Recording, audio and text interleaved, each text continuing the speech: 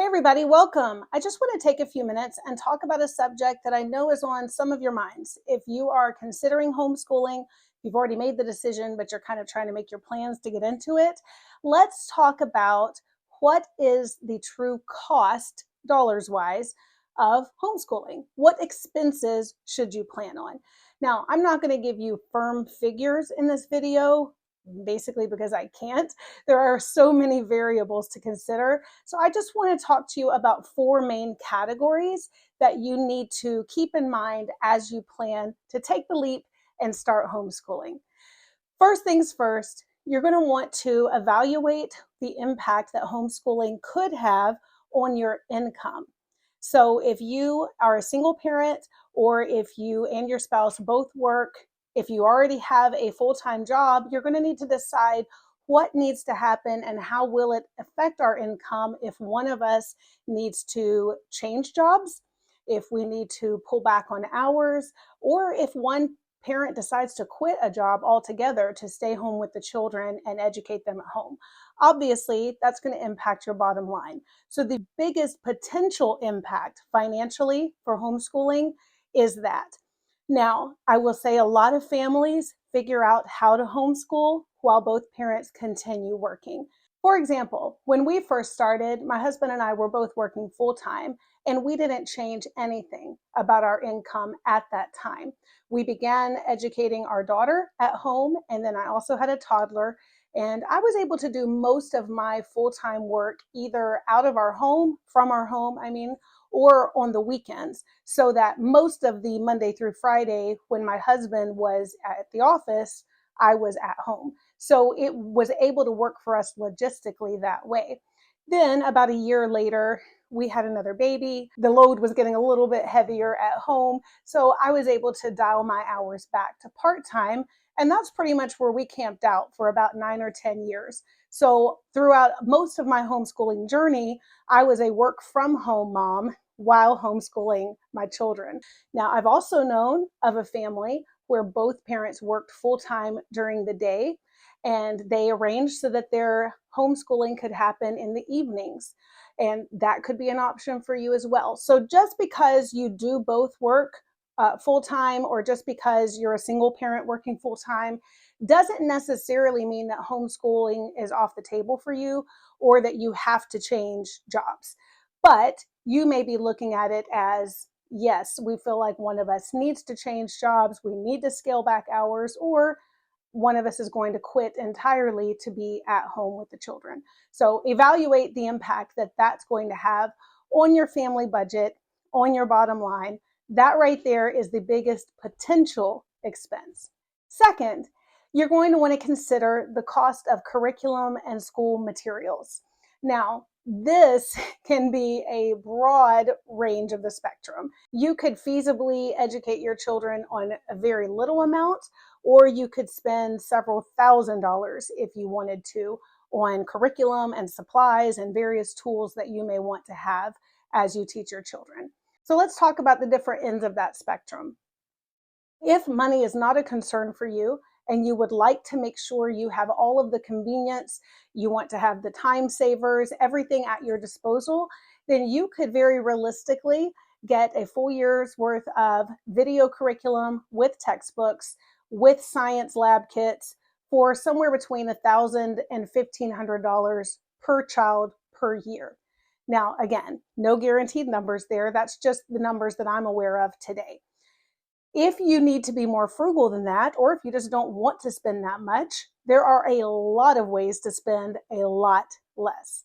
If you plan to teach everything yourself and you don't want to use video curriculum, then you're probably looking at a few $100s, maybe somewhere between $300 to $800, depending on what all you decide to purchase. Now, I know there are ways to shave that down even more. For our curriculum provider, if you work with a consultant, the consultant can offer discounts that nobody else can, both on video curriculum and books only curriculum. If you're on the end of the spectrum right now, where it's taking all you have to be able to homeschool and you need to save every penny you can just to make it happen, I totally understand that. And there are some great options for you as well. Specifically, I would recommend that you check out Facebook groups for used curriculum materials. There are some great options where you can get fantastic, barely used textbooks, sometimes even workbooks that maybe only have a page or two done in them, various things like that that other moms and dads are selling for a way discounted price. And you can get some great materials that way. You can check out eBay and used booksellers, and you may find some options there as well. And then there are also some great free resources online that you could incorporate into your homeschool to reinforce different subjects and things like that.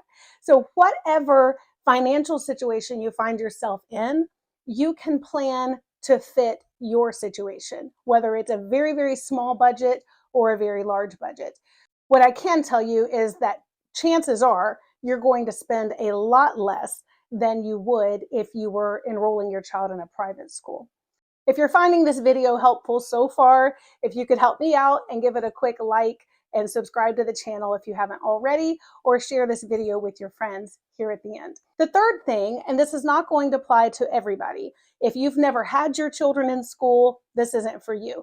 But if you are transitioning out of a public school where they provided lunch as part of the child's school day, then you may want to consider that you're going to need to up your food budget to account for breakfast and lunch, whatever it is that your child would have received if he or she was still going to school.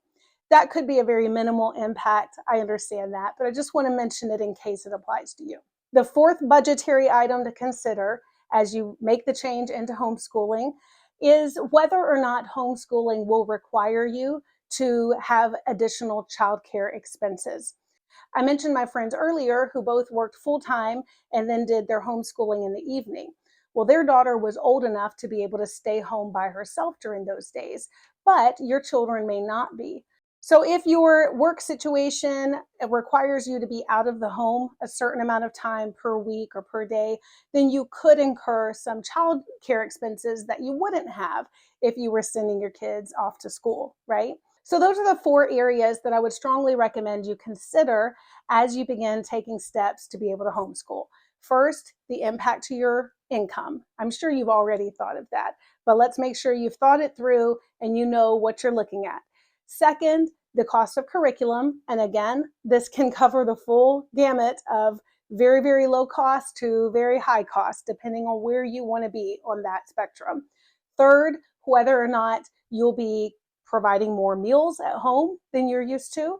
And fourth, whether or not you'll be required to hire in daycare or a nanny or somebody like that to help you in the times when you can't be home yourself. I hope this is helpful for you. If this has helped you, I want to invite you to check out my course at homeschoolcrashcourse.com. This is an online video course for parents. You can take it at your own pace, and it will help walk you through all the questions you may have as you're trying to decide for sure, yes or no to homeschooling, or if you've already decided, but you just need some help establishing your footing as you get going. I would love to help you out. Be sure to like, share, and subscribe if you haven't already, and thank you for watching, because at the end of the day, our kids deserve better. I'll see you soon.